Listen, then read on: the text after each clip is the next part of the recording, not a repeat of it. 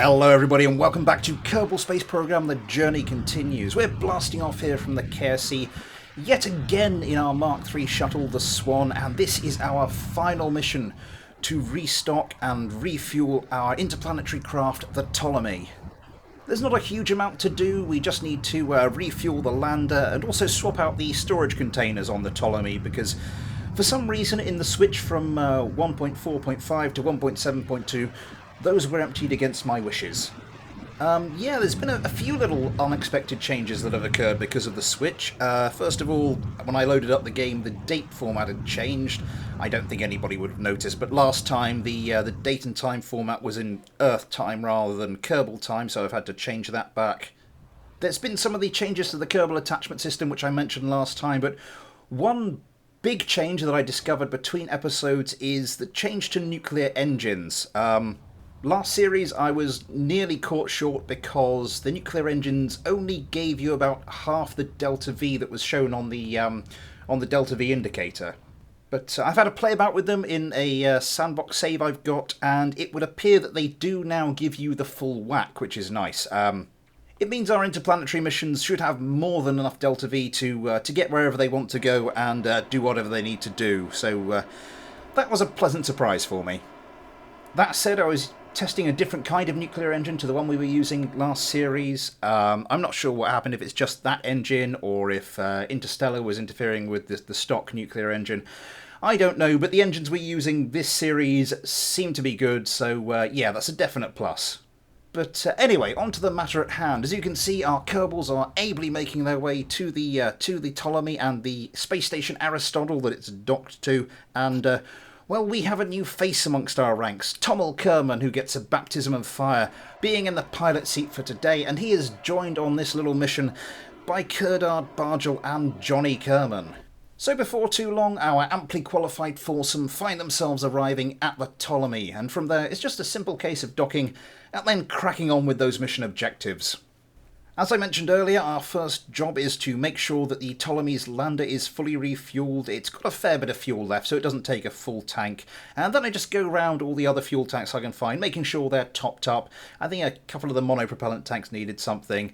I was a bit paranoid with this. I was checking absolutely everything, and even then I managed to miss the fact that the two command modules, the Ptolemy's command module and the lander command module, are pretty much out of monopropellant, but I do pick this up a little later and get them refueled, so not to worry. I mean, I say not to worry as if 60 monopropellant is going to make a huge difference. But anyway, moving on. So with the Ptolemy very nearly almost completely refueled, it's time to see about those storage containers. I've got two new storage containers in the cargo bay of the shuttle, so the mission engineer Bargel and the ship's resident engineer Dotty get out and get on with the business of swapping those over.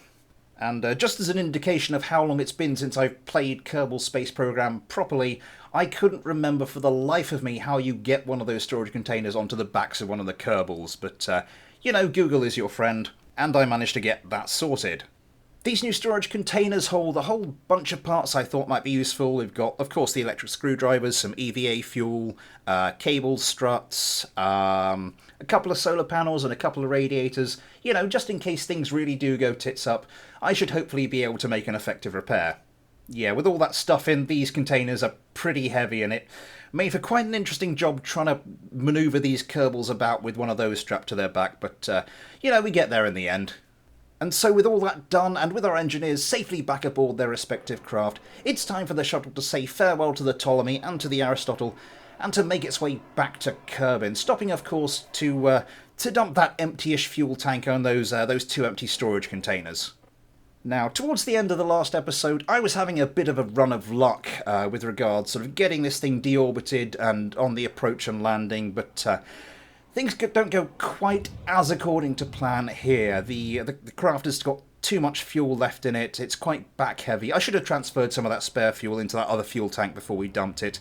And yeah, we nearly flip out a couple of tyres, but I just about managed to hold it together, and we do eventually find ourselves safe and sound on the runway. Dawn is about to break on the KSC as we blast off once again, this time in our Mark II shuttle, the Swift. Jebediah and Bill are at the controls for this one, and they are taking up the last mission's crew of Kerdard, Johnny, Bargel and Tommel, And this is going to be the crew for the Ptolemy's first test run with its new engines. I had hoped to do the test run on the Ptolemy and then send it off on a mission somewhere pretty soon after that.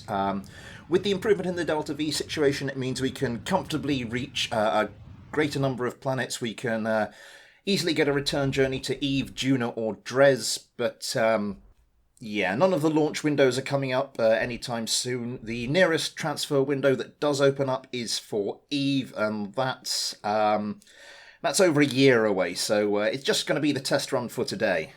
For those of you who are wondering about Moho, the Kerbal system's innermost planet, I mean, that's quite a nice one for transfer windows. It orbits around Kerbal so quickly that those transfer windows come up really regularly, but even with the improvement to the Delta V situation, the Ptolemy doesn't even come close to having the required Delta V to do a return trip there. So that will have to wait for now. On a similar note, I have been giving a little bit of thought to what the objective for this series should be, and I've been toying with the idea of making it a sort of a conquer the inner Kerbal system kind of save. So we have to visit the 4 inner rocky planets and any moons of note. So we probably won't bother with Eve's moon Gilly, but we will definitely have to make a journey down to the surface of Juno's moon Ike. Anyway, that's just the plan I've sort of come up with. Please let me know what you think in the comments. If you like it or if you've got any other suggestions, please let me know and I'll give due consideration to those. But anyway, back to the mission here, and it's not too long before the highly experienced duo of Jebediah and Bill have brought this shuttle safely to our little orbiting space station interplanetary craft combo. Docking this craft is a little bit more complicated than it is with the Mark III shuttle. I mean, it's a bit more agile in the manoeuvring, but I prefer to dock it onto that node underneath the habitation module, which requires a bit of extra care.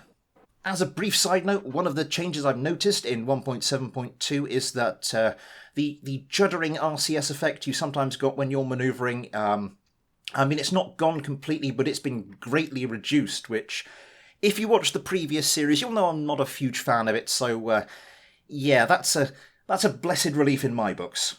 Once we've comfortably docked, it's time to get to the task of transferring the crew over. I transfer Kurdard into the command module, and she'll be taking the controls for this little test flight, and everyone else I just chuck into the habitation module to just mill about and do as they choose.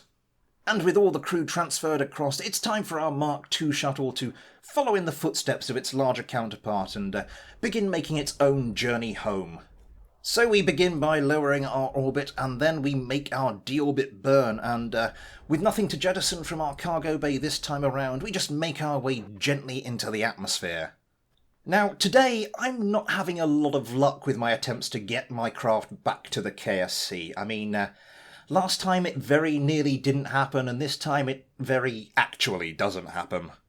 As I said in the last episode, yeah, I haven't flown these craft for a while, so I can't remember quite how the deorbit procedure works, and I think I do this one far too early, and as we get over the KSC continent, it becomes abundantly clear that we have nowhere near enough energy to get back to the KSC itself. I mean, I do try to get back to the KSC, I fire up the engines to see if that will give us that extra push, but we don't really have enough fuel to push us over those mountains and back to the KSC, so realising this, it's time to quickly change course and put ourselves down on a relatively flat bit of land that's a reasonable distance away from those mountains.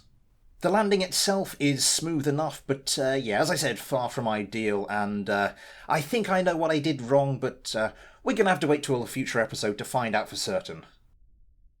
And now it's time to dust off our interplanetary craft and take it out for the aforementioned test run. We undock from the Aristotle, we manoeuvre ourselves a little bit away from it, and then we can start turning this thing over, ready for flight. And my god, I'd forgotten how big and heavy this thing is. It takes an age.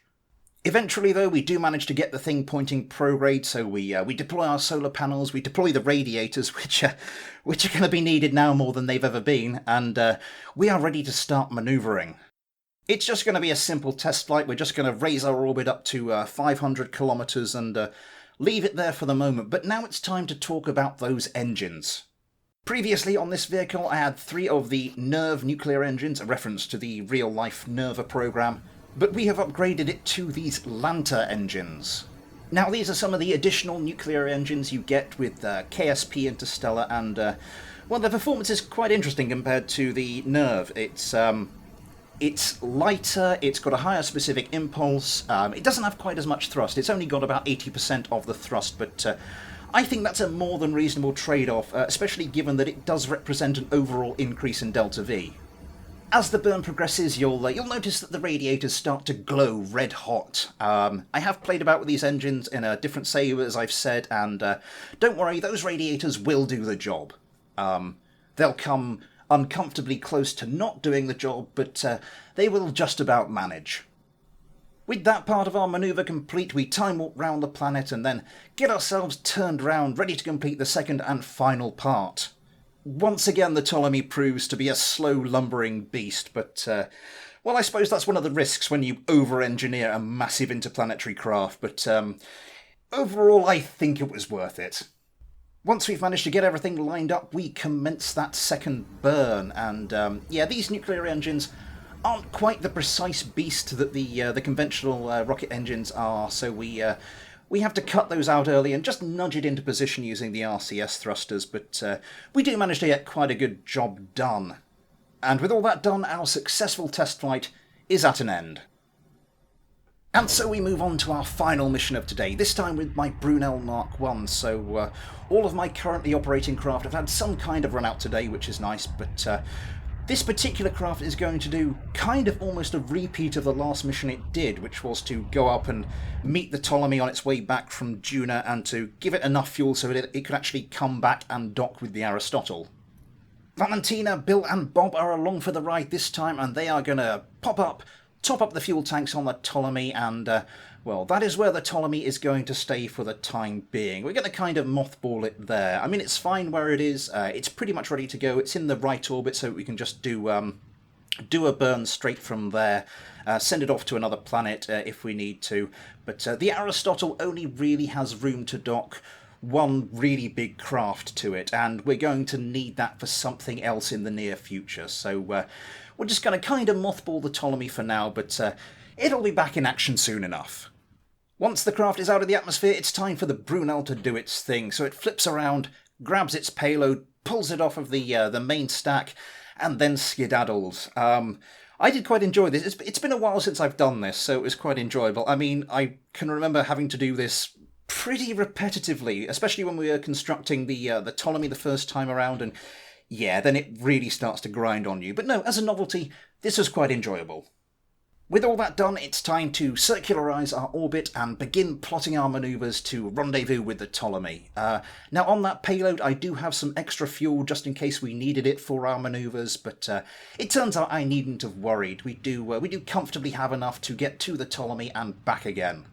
Once we arrive, it's a simple matter of just replacing the fuel we used in that manoeuvre, and also just that tiny bit of RCS we used as well. And this is where I noticed that the command module monopropellant tanks are a little empty, so we top those up as well. So with all that done, we have a fully restocked interplanetary craft ready to go, but as I said, it's not going anywhere for the moment.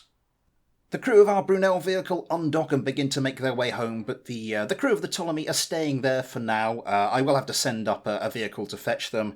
I'll probably do that in the next episode, or I might do it between episodes, although thinking about it, I do like to show you sort of every mission that I do during this save, even if it's just a quick recap, so yeah, probably next episode. Once our Brunel astronauts have brought the orbit down to something a little saner, it's time for them to make their deorbit burn and then jettison all the mission-related bric-a-brac they've brought with them.